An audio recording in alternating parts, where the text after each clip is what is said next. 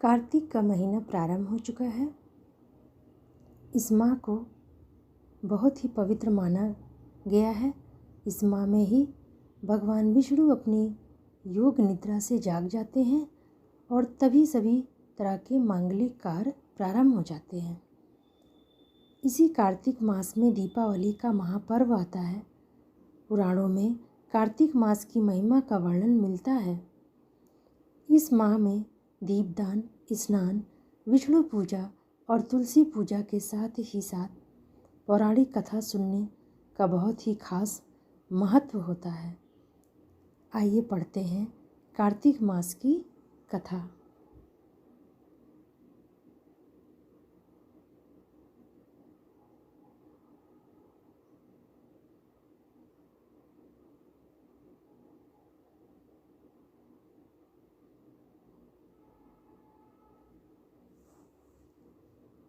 कार्तिक मास की कथा।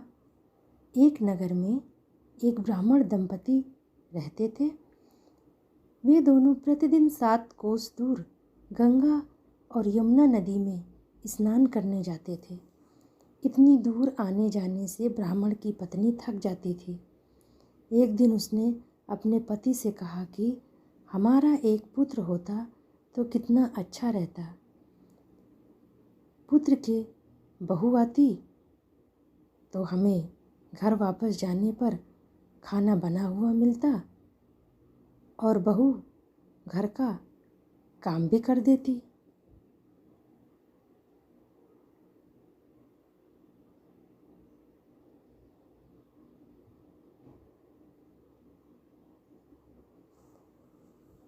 पत्नी अपनी पत्नी की बात सुनकर ब्राह्मण ने कहा कि तूने बात तो सही कही है, चल मैं तेरे लिए बहू ला ही देता हूँ। ब्राह्मण ने कहा कि एक पोटली में आटा डालकर कुछ मोहरें रख दे। ब्राह्मण के कहे सुने अनुसार उसने पोटली बांध कर दे दी और पोटली लेकर ब्राह्मण चला गया।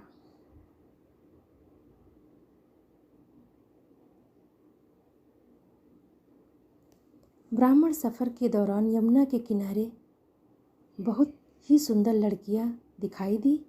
वे रेत में घर बनाकर खेल रही थीं।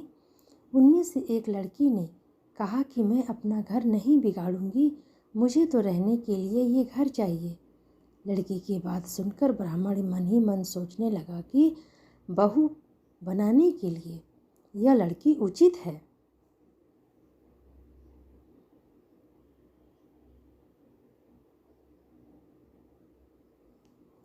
जब वह लड़की जाने लगी तो ब्राह्मण भी उसके पीछे पीछे उसके घर तक चला गया। वहाँ जाकर ब्राह्मण ने उस लड़की से कहा, बेटी, कार्तिक मास चल रहा है इसलिए मैं किसी के घर खाना नहीं खाता। मैं अपने साथ आटा लेकर आया हूँ। तुम अपनी माता से पूछो कि क्या वह मेरे लिए आटा छानकर 4 रोटियाँ बना देगी। यदि वह मेरा आटा छानकर रोटी बनाएगी तो ही मैं रोटी खा लूँगा।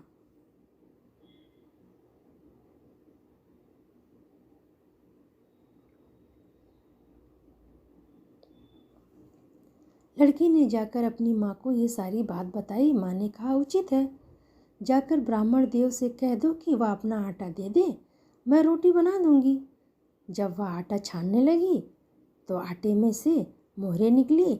वह सोचने लगी कि जिसके आटे में इतनी मोहरें हैं उसके घर में कितनी मोहरें होंगी। जब ब्राह्मण खाना खाने बैठा तो लड़की की माँ ने उस ब्राह्मण से पूछा, क्या आपका कोई लड़का है और क्या आप उस लड़के की सगाई करने जा रहे हैं।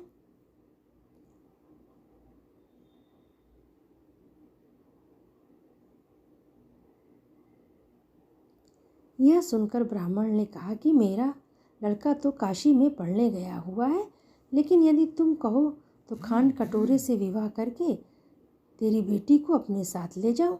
लड़की की माँ ने कहा ठीक है ब्राह्मण देव। इस पर लड़की की माँ ने लड़की की खांड कटोरे से शादी करके ब्राह्मण के साथ भेज दिया।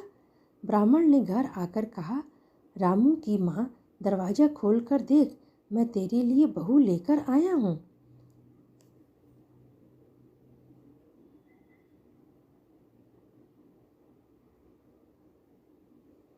ब्राह्मण की पत्नी भीतर से ही बोली, हमारे तो कोई बेटा बेटी नहीं है, तो बहू कहाँ से आए? दुनिया ताने मारती थी, अब आप भी मारने लगे। ब्राह्मण ने कहा, तू दरवाज़ा खोल कर तो देख। जब ब्राह्मणी ने दरवाज़ा खोला तो सामने बहू खड़ी देख उसने बहू का स्वागत किया और आदर सत्कार से अंदर ले गई।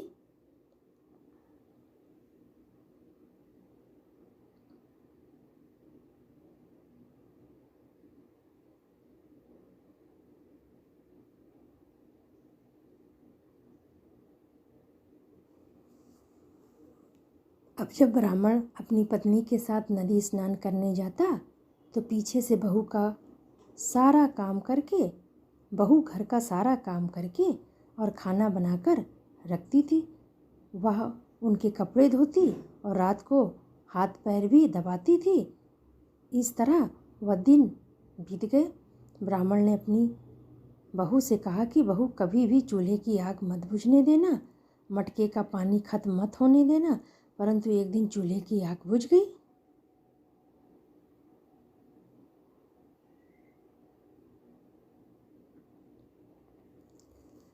यह देखकर बहू घबरा गई और भागी भागी अपनी पड़ोसन के पास गई और कहा कि मेरे चूल्हे की आग बुझ गई है, मुझे थोड़ी आग चाहिए।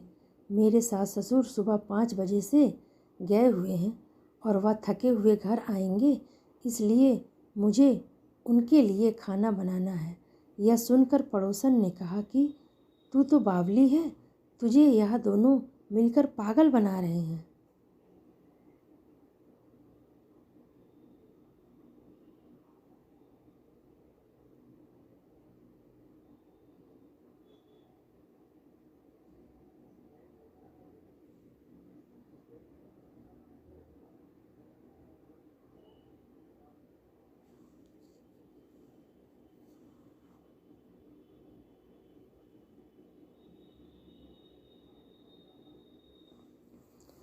यह देखकर बहू घबरा गई और भागी भागी अपनी पड़ोसन के पास गई और कही कि मेरे चूल्हे की आग बुझ गई है, मुझे थोड़ी आग चाहिए।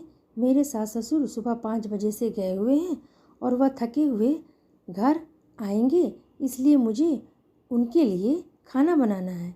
यह सुनकर पड़ोसन ने कहा कि तू तो बावली है, तुझे यह दोनों मिलकर पागल बना रहे हैं। इनके कोई पुत्र नहीं है, ये निसंतान है। बहू ने कहा, नहीं, ऐसा मत बोलो, इनका बेटा तो बनारस काशी में पढ़ने गया हुआ है।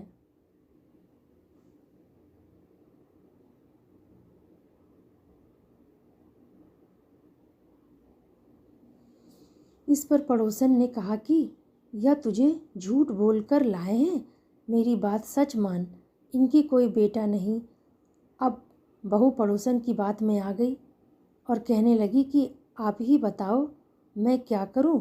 पड़ोसन ने कहा कि करना क्या है, जब तुम्हारे सास ससुर आए तो जली हुई रोटियां बना कर देना, बिना नमक की दाल बना कर देना और खीर की कड़छी दाल में और दाल की कड़छी खीर में डाल देना।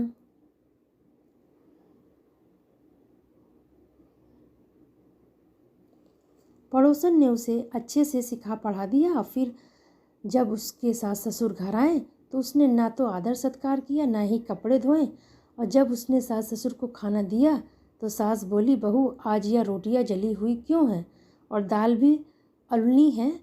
तब बहू ने पलटकर कहा कि एक दिन ऐसा खाना खा लोगे तो कुछ बिगड़ नहीं जाएगा तुम्हारा। सास ससुर की खरी खोटी सुनाकर वह फिर से पड़ोसन के पास गई और बोला कि अब आगे क्या करना है। पड़ोसन ने कहा कि अब तुम सातों कोठों की चाबी मांग लेना। अगले दिन जब भी स्नान करने के लिए जाने लगे तो बहू अड़ गई और मुझे 7 कोठों की चाबी चाहिए। तब ससुर ने कहा कि इसे चाबी दे दो और तब सास ने बहू को चाबी दे दी।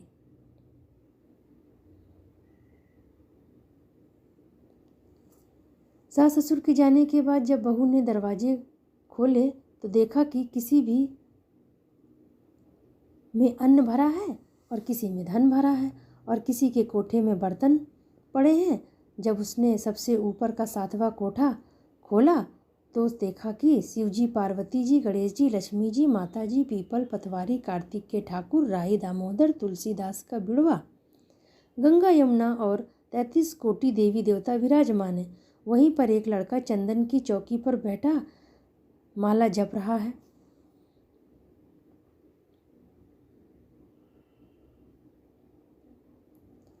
यह सब देखकर उसने लड़के से पूछा कि तुम कौन हो? तब लड़का बोला, मैं तेरा पति हूँ। अभी दरवाज़ा बंद कर दे, जब मेरे माता पिता आएंगे तो दरवाज़ा खोलना। यह सब देखकर बहू बहुत खुश हुई।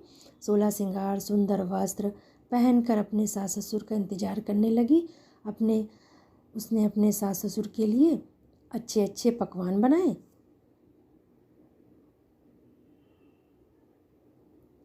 जब उसके सास ससुर घर आए तो उसने उनका आदर सत्कार किया, प्रेम पूर्वक खाना खिलाया, हाथ पैर दबाने लगी। पैर दबाते बहू ने कहा कि माँ, आप इतनी दूर गंगा यमुना स्नान के लिए जाती हो तो आप थक जाती हो, इसलिए आप घर पर ही स्नान क्यों नहीं करती हो? यह सुनकर सास कहने लगी कि बेटी, गंगा यमुना घर पर तो नहीं बहती है।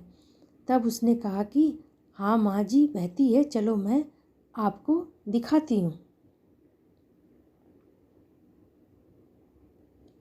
जब बहू ने 7वां कोठा खोलकर दिखाया तो उसमें शिव जी, पार्वती जी, गणेश जी, लक्ष्मी जी, पीपल, पतवारी, कार्तिक के ठाकुर, राही, दामोदर, तुलसी जी का बिड़वा, गंगा यमुना बह रही और 33 कोटि देवी देवता विराजमान है। वहीं चौकी पर बैठा एक लड़का माला जप रहा है। माँ ने उससे देखकर कहा कि बेटा, तू कौन है? लड़का बोला, माँ, मैं तेरा बेटा हूँ।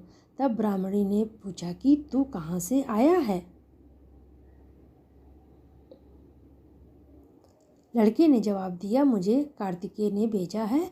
माँ ने कहा, बेटा, यह संसार कैसे मानेगा कि तू मेरा बेटा है? माँ ने कुछ विद्वान पंडितों से मदद मांगी। पंडितों ने कहा कि इस पार बहू बेटा खड़े हो जाए और उस पर माँ खड़ी हो जाए। माँ ने चमड़े की अंगियाँ पहनी हो और छाती में से दूध की धार निकलकर बेटे की दाढ़ी मूंछ भीगे और पवन पानी से गठजोड़ा बंधे, तब मानेंगे कि यह इस माँ का ही बेटा है।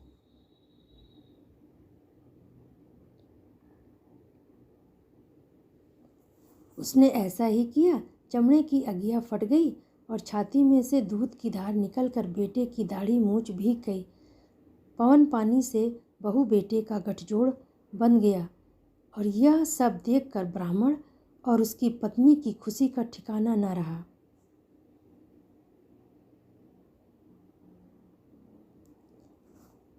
तो यह थी कार्तिक मास की कथा।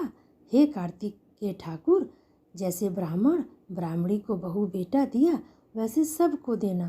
कार्तिक मास की कथा कहने, सुनने, हुंकारा भरने वाले सब पर कृपा करना। जय कार्तिक भगवान की जय। जय श्री हरि विष्णु भगवान की जय। धन्यवाद।